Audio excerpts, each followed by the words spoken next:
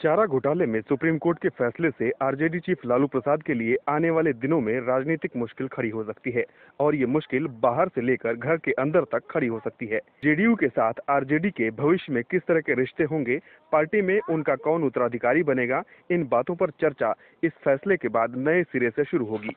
Court ने 9 महीने में जांच कर फैसला करने को कहा है। दरअसल सुप्रीम कोर्ट का लालू प्रसाद के खिलाफ ये फैसला ऐसे समय में आया है जब नीतीश कुमार और लालू प्रसाद दोनों विपक्ष को एकजुट करने के अभियान में लगे हैं। पार्टी में अभी नेतृत्व को लेकर उलझन है। दरअसल आरजेडी अभी लालू प्रसाद के नाम से ही चलती है। चारा घोटाले में सजा पाने के बाद भले ही वो चुनाव लड़ने के लिए योग्य नहीं है, लेकिन पार्टी में वोट अभी भी उन्हीं के नाम पर पड़ता है और 2015 विधानसभा चुनाव में ये बात साबित हुई। भले लालू प्रसाद ने अपने छोटे बेटे तेजस्वी यादव को अपना उत्तराधिकारी बनाने का संकेत दे दिया है, लेकिन पार्टी पर अभी भी उनका नियंत्रण नहीं है। 2015 में महागठबंधन की जीत के बाद जब तेजस्वी यादव को नीतीश के नेतृत्व में डिप्टी सीएम बनाया गया, तभी यह संदेश गया था कि लालू तेजस्वी के लिए बड़ी भूमिका चाहते हैं।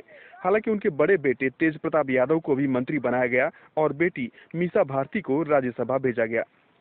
तीनों में अभी कोई ऐसा नहीं है जो लालू के राजनीतिक प्रभाव की बराबरी कर सके और पार्टी को एकजुट कर उसे आगे बढ़ा सके। ऐसे में आने वाले दिनों में लालू के सामने सबसे बड़ी चुनौती नेतृत्व तैयार करने की होगी, जो न सिर्फ पार्टी को एकजुट रख सके बल्कि उसे आगे भी बढ़ा सके। सुप्रीम कोर्ट का फैसला आने के साथ ही बिहार बीजेपी ने राजनीतिक गुगली फेंकते हुए नीतीश को लालू का साथ छोड़ उनके साथ आने का ऑफर दे दिया। यह बीजेपी की सोची समझी चाल मानी जा रही है।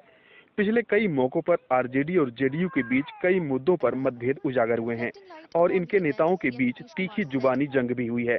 ऐसे में बीजेपी मौके को देखते हुए इस ऑफर से उनके बीच राजनीतिक दूरी को और बढ़ाने की कोशिश में है। बिहार विधानसभा में जेडीयू और बीजेपी दोनों मिलकर बहुमत का आंकड़ा छू सकते हैं, लेकिन जेडीयू ने बीजेपी के ऑफर को तुरंत ठुकराते हुए कहा कि जनता ने जनादेश 5 साल सांप्रदायिक ताकतों के खिलाफ दिया है और बीजेपी के साथ नीतीश के जाने का कोई मतलब नहीं।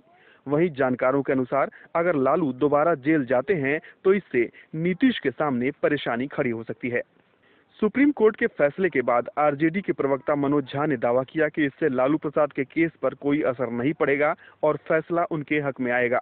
उन्होंने यह भी कहा कि अगर सीबीआई केंद्र के इशारे पर उन पर गलत तरीके से दबाव डालकर अरेस्ट करने का कदम उठाती है तो यह बीजेपी के लिए पटना से लेकर दिल्ली तक जानलेवा कदम होगा और 2019 में ये सबसे बड़ा मुद्दा बन जाएगा।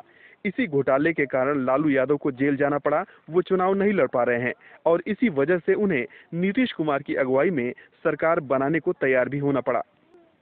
Bureau report, red network. Red network की ये प्रस्तुति आपको कैसी लगी, इस बारे में आप नीचे कमेंट बॉक्स में अपनी राय जरूर दें। इस वीडियो को शेयर करें। आपने अभी तक हमारा चैनल सब्सक्राइब नहीं किया है तो सब्सक्राइब जरूर करें। आपका भरोसा ही हमारी ताकत है।